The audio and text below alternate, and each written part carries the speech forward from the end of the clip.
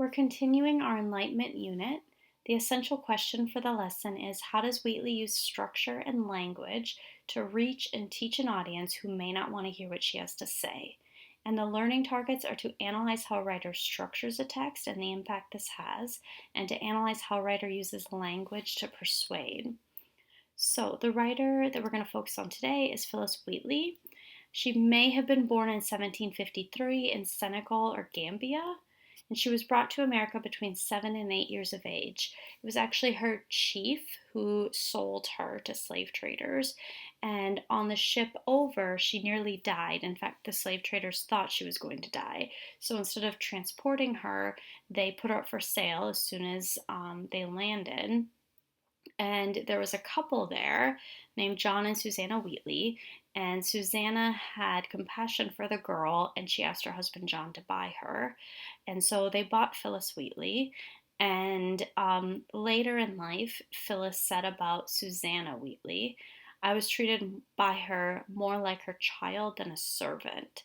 And so Susanna Wheatley ensured that Phillis was educated. In fact, she learned the English language in 16 months, which is very quick. Um, and she actually became one of the most educated women in Boston, thanks to Susanna. And Phillis Wheatley, she was really fond of the Bible, and she really liked the famous British writer Milton, who Payne referenced, remember from a couple of lessons ago, where Milton said, "Never can true reconcilement grow where wounds of deadly hate have pierced so deep." So Wheatley really enjoyed reading Milton as well. Phillis also mastered enough Latin to read some of the classics in the original, and she published poetry in London in 1773. Susanna wanted her to try to get published in England first. She thought that she might be more likely to have success there. And in her poetry, Phillis wrote little of her native land, Africa, her race, or her condition as a slave. In fact, most of her poetry was religious poetry. She married John Peters and had 3 children. She was received by General Washington in 1776. That's how famous and well known she was. And she unfortunately died at the age of 31 in 1784. And she had a really hard time leading up to her death. Her husband was imprisoned. At least a couple of her children died. And so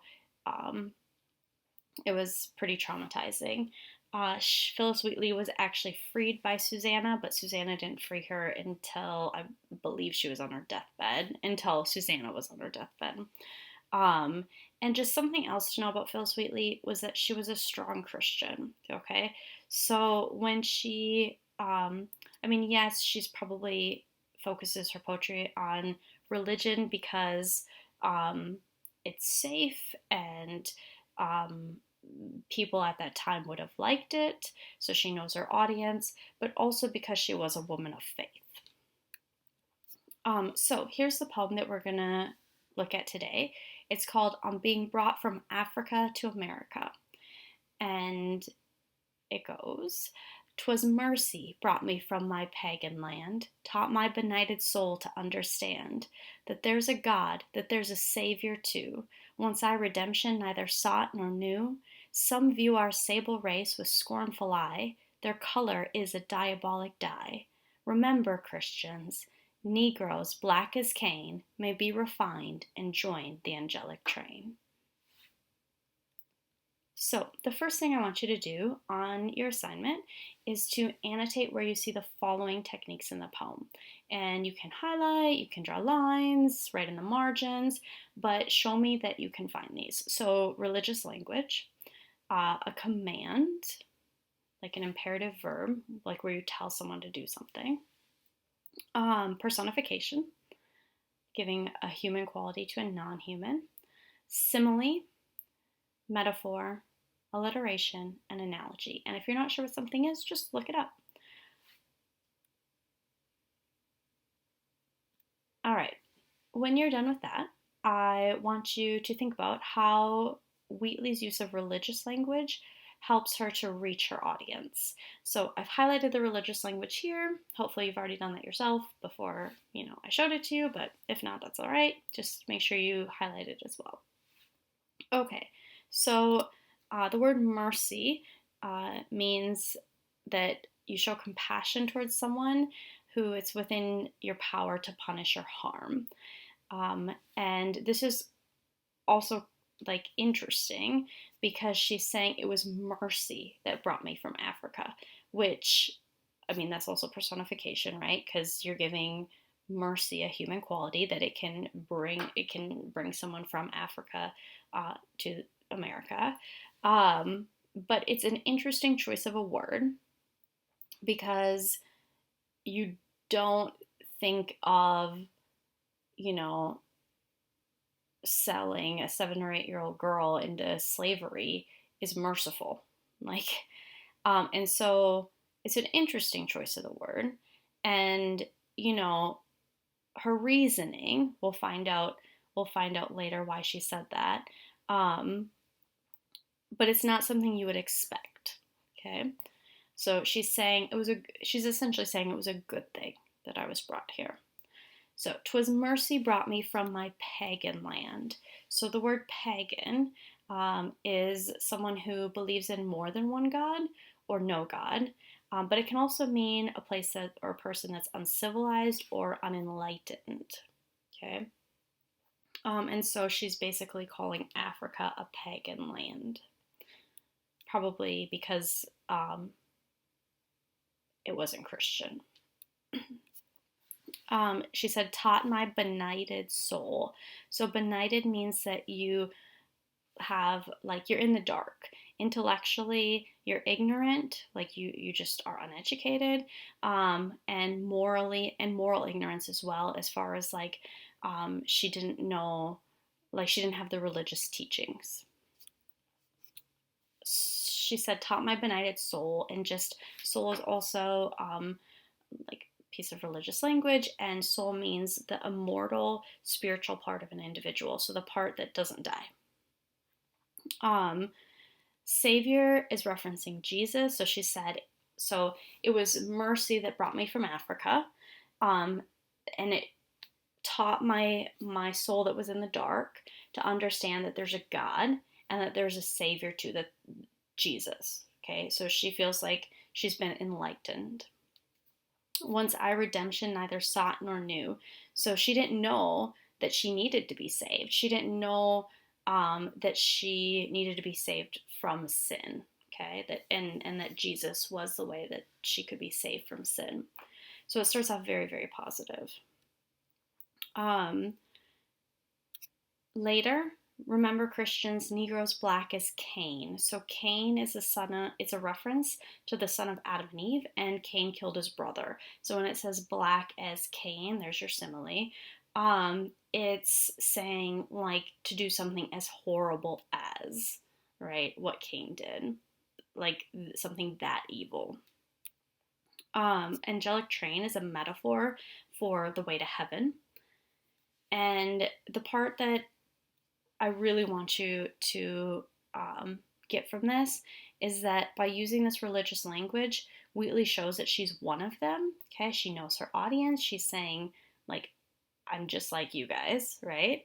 But by calling them Christians, okay, which they are, but by calling them Christians, she reminds them of their faith and makes them think about what God would want, okay?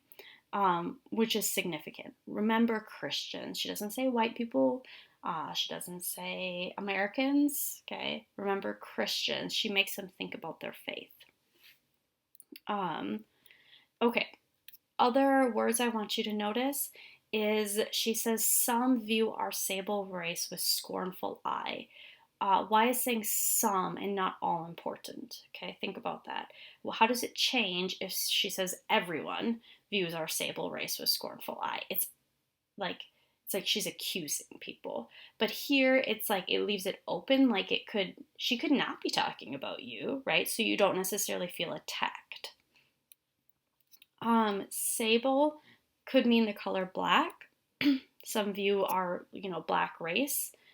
Um, or sable can also mean a weasel-like mammal that's hunted for its fur. Okay, and so it's it's a great word choice because it does have that double meaning. And so you might think, okay, well, the color black makes sense, but why a weasel-like ant mammal hunted for its fur? What might Wheatley be implying about black people? And you could say, well, she might be implying that they're viewed as less than human, right? Like animals. She might also be saying that they're valuable, right? Black people are valuable. Like this animal who's hunted for its fur is valuable, and saying, we're valuable too. She says, okay, so some view our sable race with scornful eye. These people say things like, their color is a diabolic dye. And so diabolic means devilish or evil. And dye could be a play on the word dye, D-Y-E, which means to like dye your hair, right? And so it's like their skin has been dyed. And so what this line could mean is that some say that the color black skin is evil, possibly. Or looking at dye, D-I-E, it could be saying that perhaps black skin condemns you to physical or even spiritual death. Okay, so now that we've looked at language, we want to go and look at structure. So what do you notice about how Wheatley has structured her poem? And if when I say structure, you're like, I don't really know what you mean by that, that's okay. I just want you to think about, do you notice anything?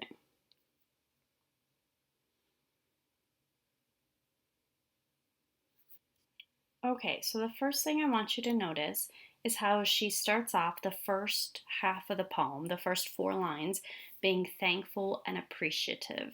Okay, so she's basically saying, thank you for bringing me here. I'm so happy that I was brought here, right? Which is not what you would expect, okay? Then she identifies the problem. Okay, some view our sable race with scornful eye.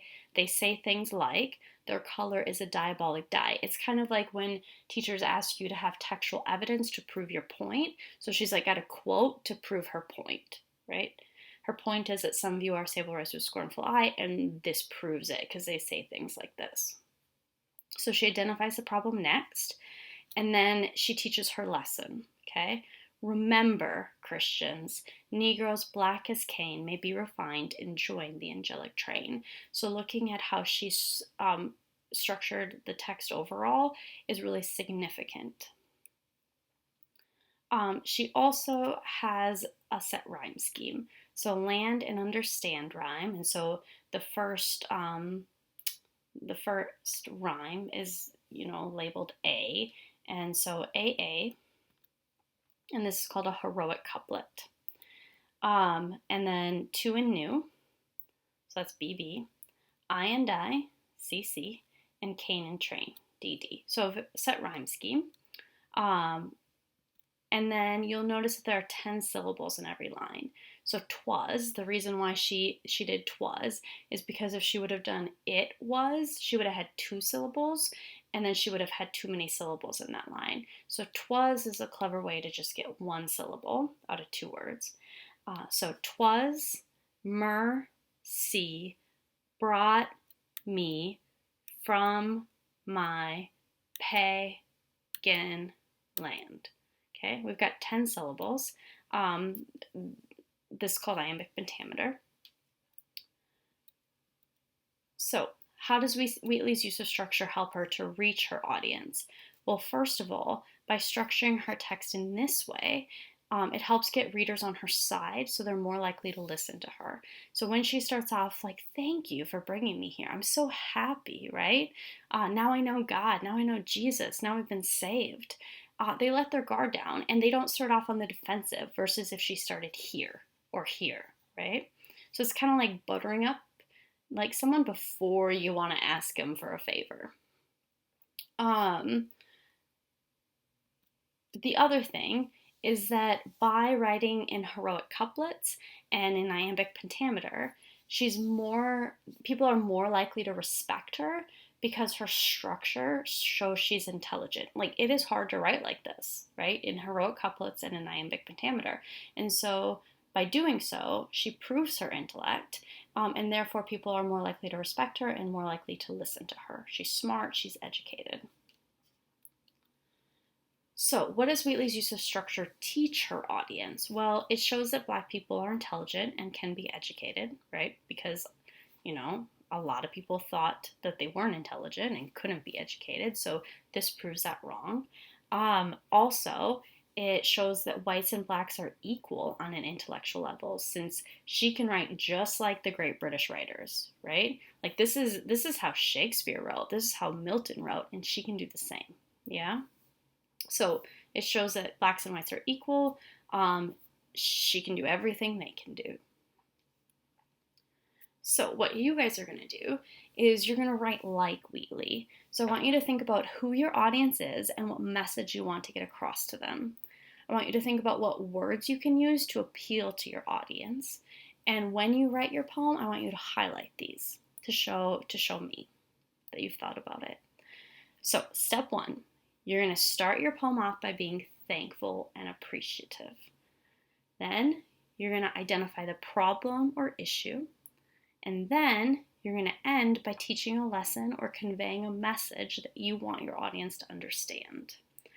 The challenge I'm giving you is try to write an iambic pentameter and with rhyming couplets, because I want you to experience the challenge, but also it's kind of fun. Yeah.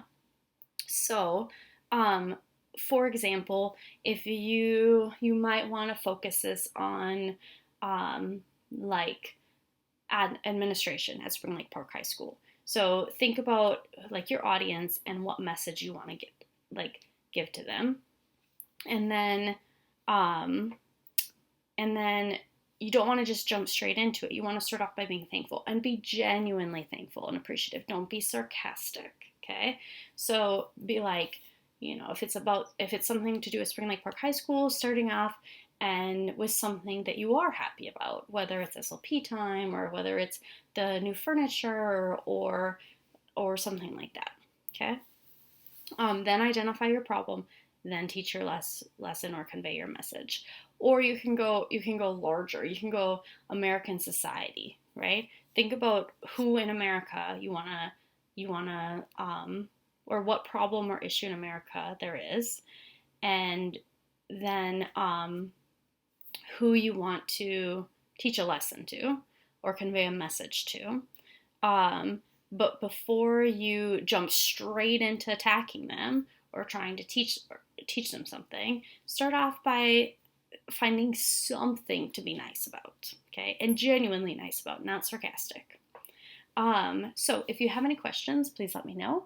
Otherwise, I hope that writing like Wheatley will help you retain how she structured her text, and also remind you about the importance of the words you choose.